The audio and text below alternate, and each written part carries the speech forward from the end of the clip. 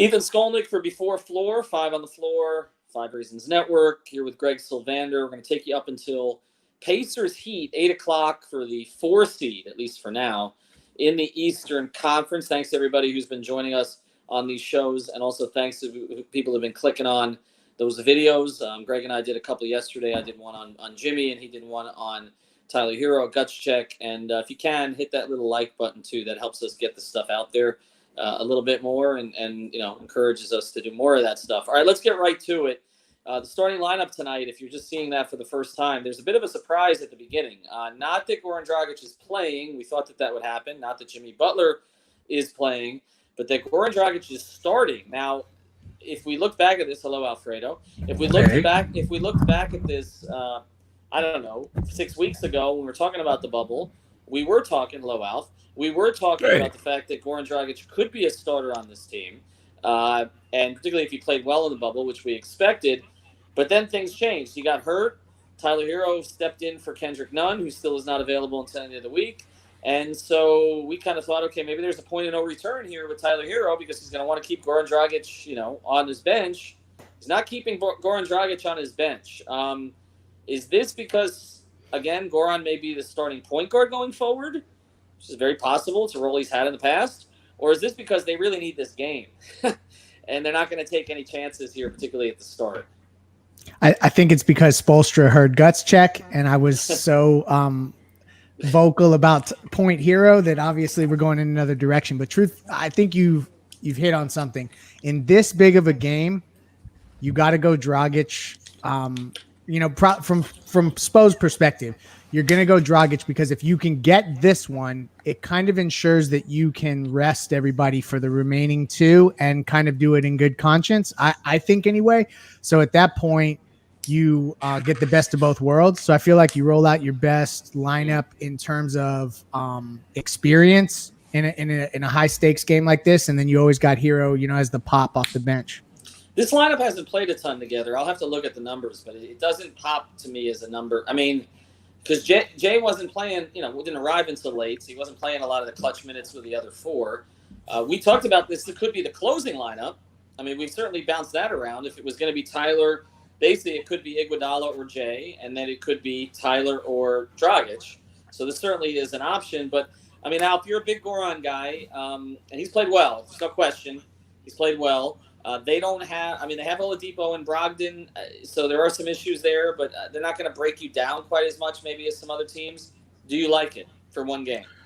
For one game, it's whatever, right? Like, I think, I guess Spoelstra's just trying different things out right now without Kendrick Nunn. Yeah, the tangled earbuds. Well, you know what? I actually got something in the mail today. Alex, kept sending me texts just relentlessly about getting this little mic for my mic for my phone, and I finally got it, and I just didn't take time to put it together. So I apologize for that.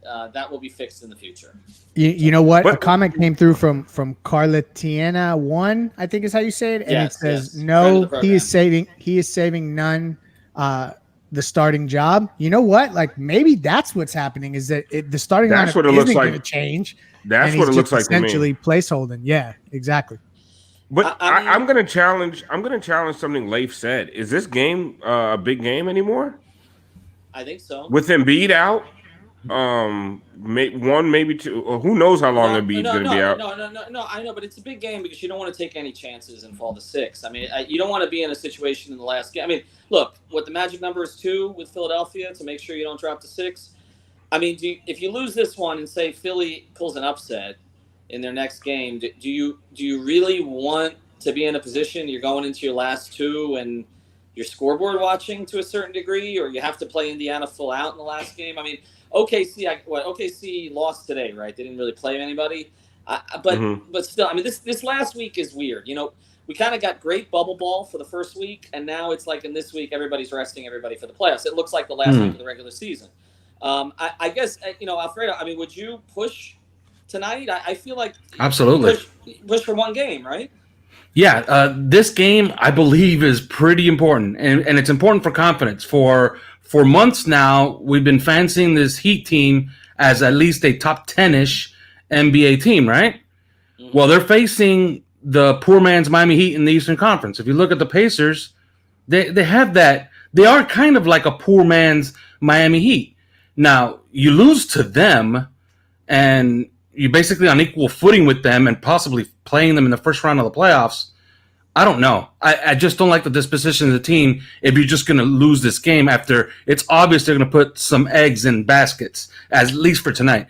So I think the best, the best result for tonight is just that they blow Indiana off the floor. And if they blow Indiana off the floor, they can go into the playoffs with a certain amount of confidence and possibly rest the rest of the way. Mm-hmm.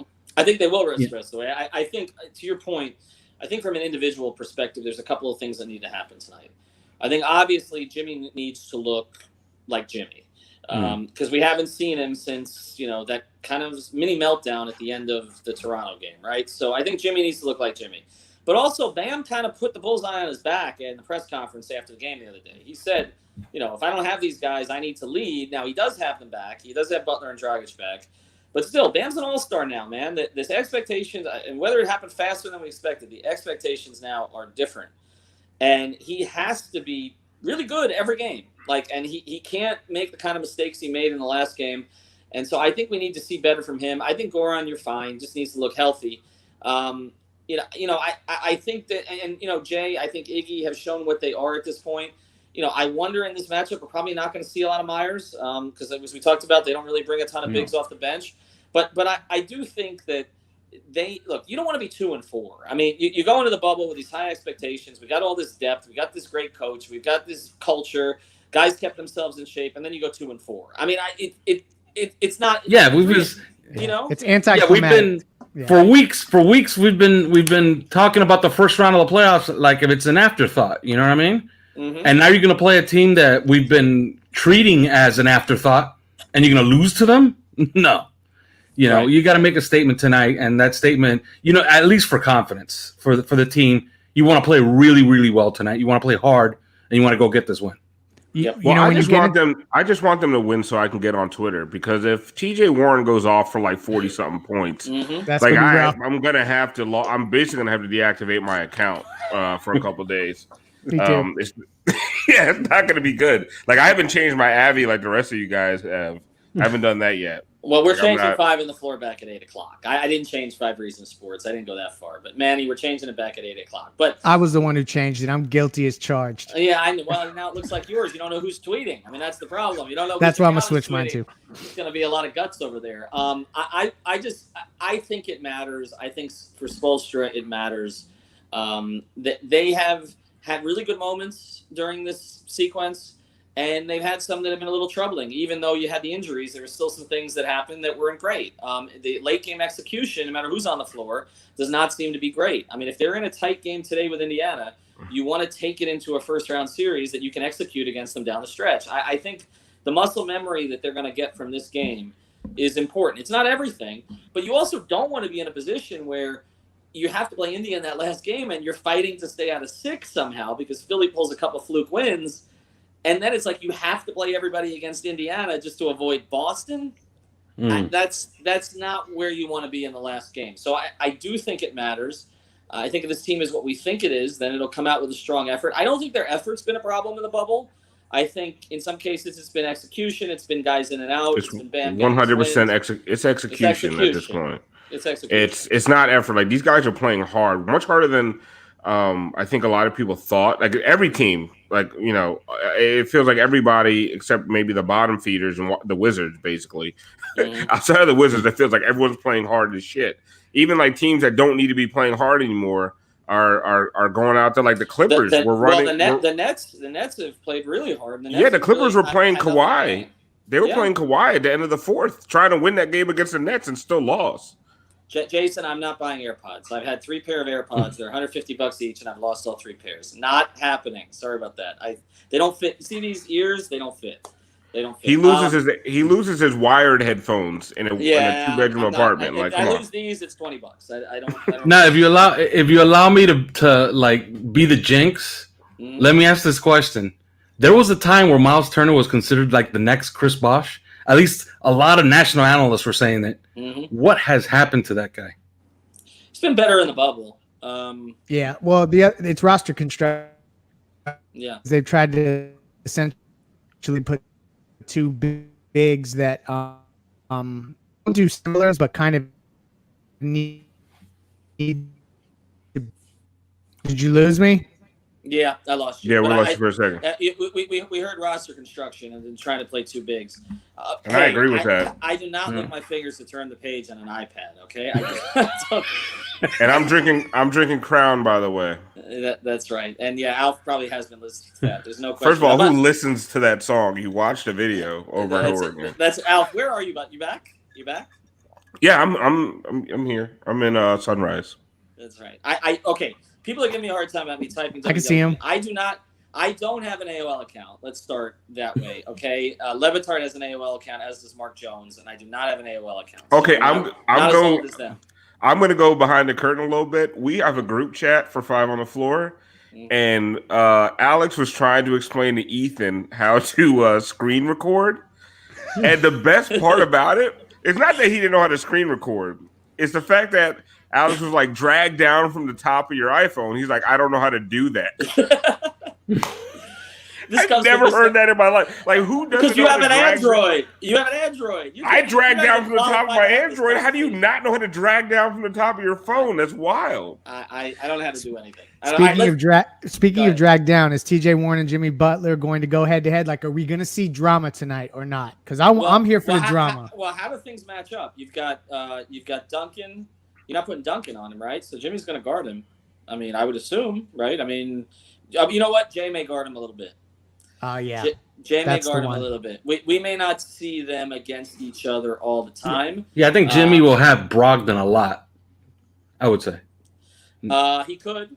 Yeah, he could. And then what? Dragic gets Oladipo? I don't like that. No. That's never mind. I don't like that. Yeah. Well, what would you rather have, Duncan on Oladipo or Dragic on Oladipo? Well, see, that's why I think Jimmy guards. Okay, hold on. Jimmy guards Oladipo, right? Mm-hmm. Jay guards TJ. Dragic guards Brogdon. And who am I missing in there? Bam guards Miles. And who am I missing in their starting lineup? Holiday, right? Duncan Holiday. Duncan guards Correct. Holiday.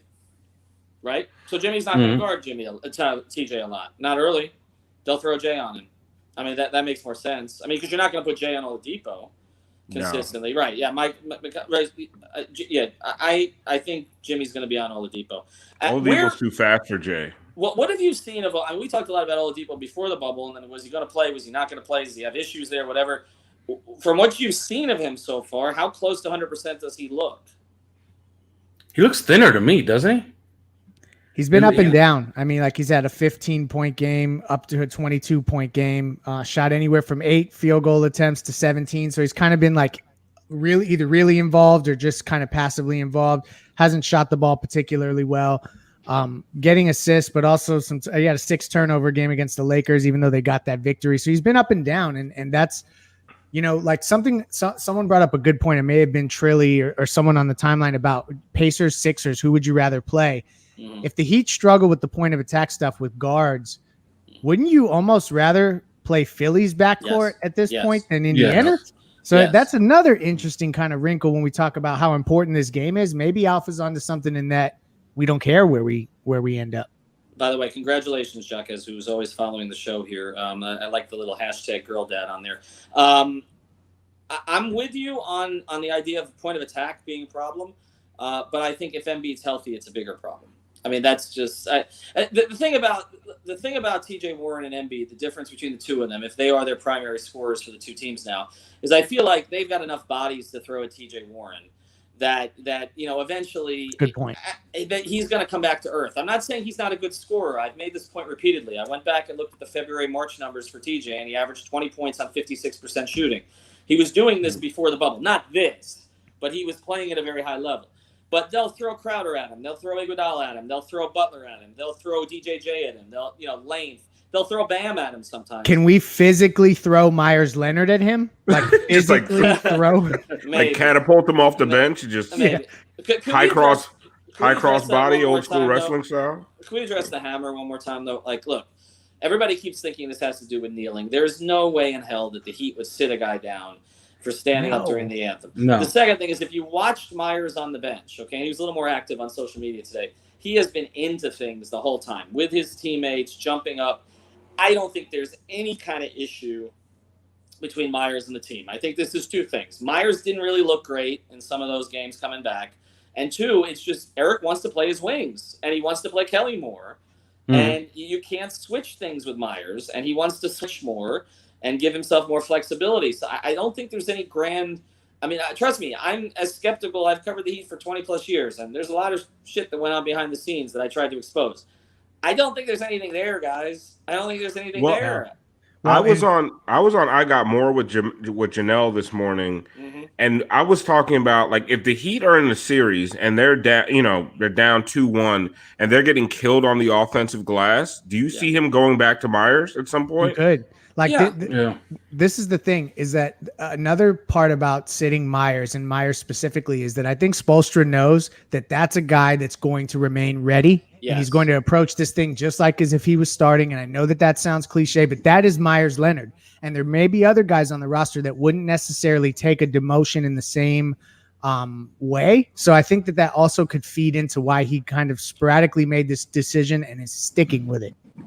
Yeah, I think guys he trusts, right? But he might not stick with it. Yeah, I think going forward, Meyers Leonard is probably just a big that's a spacing element. So if Kelly Olynyk gets injured, that's when we're going to see Meyers Leonard. Otherwise, I think we saw the last of Meyers Leonard maybe in a Heat uniform until next year, maybe. Well, but I wouldn't go that far because they're going to have defensive rebounding problems against somebody.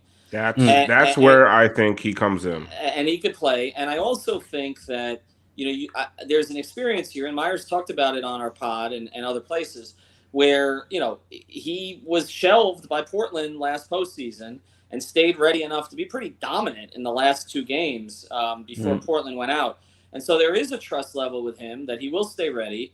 And he always have guys like that, whether it's a James Jones or somebody that they just trust. Now, they know the guy may not be happy. JJ used to bitch to me all the time, but he kept his body in shape. And when they needed him, he might be good for 4 threes. You just don't know. And I think that's kind of where they are with Meyers, whereas with other guys now, they don't have a lot of kind of bad apples on this team anymore. There's no Dion. Even JJ got frustrated with minutes. There's no, Justice had some frustrations at the end. They don't have any of that. But I still think the one guy he's got to be careful with is Kendrick. And I don't think it's because Kendrick's a bad guy. I think it's because Kendrick's confidence could get very shaken right now with everything else he's dealing with. And I think that is, if we're going to say that he started Dragic because he's holding a spot for Kendrick, maybe that's why you do it. I think that the better move right now, honestly, was to just start Tyler. But I think the reason they made this move is it's not about what they're going to do in the first round of the series. I think it's about what they're doing right now. They need this game tonight. And as I've been saying for a while, the guy that he trusts to win a game is Goran Dragic. And I just think that there's a trust level there to put him in.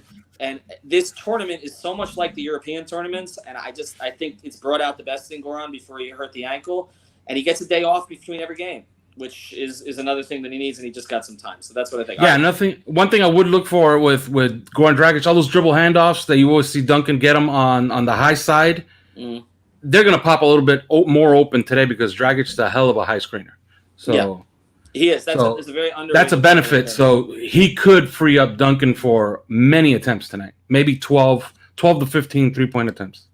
I think the other thing we're looking at, too, if he doesn't plan on playing none a lot going forward, is kind of seeing what this sort of, if you consider Jimmy a forward, what this 3-guard rotation with Robinson, Dragic, and Hero is going to look like. And rotating Hero and Dragic with Robinson, and then playing Hero some with Dragic. And again, minutes shrink when we get to the postseason. All right, let's get to it. We're at 20 minutes. I'll start. I like them tonight. I've been kind of off on them during this entire run since the games got serious. But I do think that they've been gearing up for this one. I think they gave Jimmy, and from what I heard behind the scenes, because both Jimmy and Goran could have gone in the last game, I think they gave them enough time to rest up. I think they get a really good Goran game today. I think they get a much better Bam game. There were some things in the last game, discouraging late, but there were some things that Bam's showing with his win that are a little better. And I think he doesn't like Miles Turner. At least he didn't this summer. And with Bam, just takes a little slight. So I like them tonight. Yeah, the line has gone from -2.5 for the Heat to -3.5 to -4 that I just checked. Yeah, just take it. I say, yeah, give the 4 points.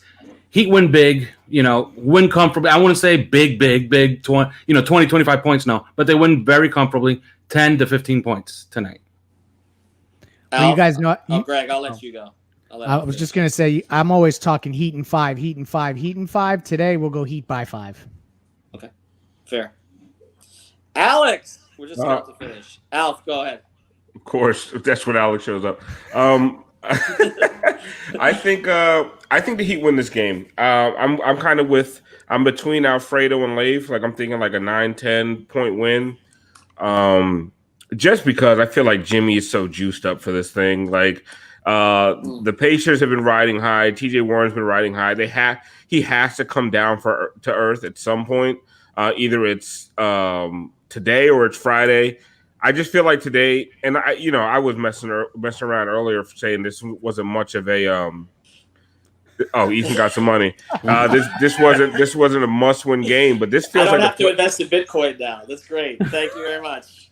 But it literally feels like the beginning of a best of 9 series tonight. Like that's what it feels like. Yep. They're gonna hate each other so much. I was saying this today when I was with Janelle, and I got more like. Whenever you see a team play each other 4 times during a season, you start seeing the animosity build up. You're talking about playing the same team 2 games in 5 nights, and then potentially going into a 7-game series with that same team. Like and they are already going hate to, them. they don't even like each other already. Right. They're going to hate each other's fucking guts by the end of this. That's going to happen throughout the bubble too. We already saw with the Dame stuff. Now, who on Indiana is most likely to open their mouth? They don't. That's the thing, though. They don't really have that guy. Oladipo might defect mid-series. Yeah, but you might see him sitting on the Heat bench by game 4. Like, but do they even have it? They don't have it. That guy, like Brogdon, is a real bright, like not confrontational person. So is Victor. Miles Turner was talking a little trash a couple years ago in the playoffs. He would be the only one. I know who will get into a scuffle. TJ McConnell's getting into a scuffle. Oh, TJ, there you go. That's the guy. He's tripping somebody. We're not going to like that guy by the end of this run. He's sticking his leg out, and Duncan is taking a spill, and something's going to happen. Yeah. They have annoying ass TJ McConnell. Sorry. They have 2 TJs on their team, 2 white TJs. 3 actually. They have 3 TJs because they got TJ Leaf too, right? Yeah. Let's hope they play a lot of TJ Leaf because that is a They got triple TJs. Hey, what do you know? And the Heat have a DJJ. All right, Alex did not quite make it in. He'll be on the post-game pod and on the Zoom calls. Thanks for joining us, everybody. Again, check out 5reasonsports.com. This shirt's on the site, but also we've got a new Kane shirt on the site just in time for them to cancel the season. The Giannis Bam shirt, that's Greg's shirt's on the site. And then Bubble Dribble we added to the site, and Drip we added to the site. Some of you didn't love the quality on the other one, so we moved it over, and I can tell you that shirts that were ordered yesterday went out today. So there you go. I just ordered the We Got Shooters, baby. That's my playoff shirt right there. So the We Got Shooters. So make sure you get those shirts. If you want to buy the playoffs, order them tonight. All right, order them tonight. Have a good one. We'll be back for a post-game pod.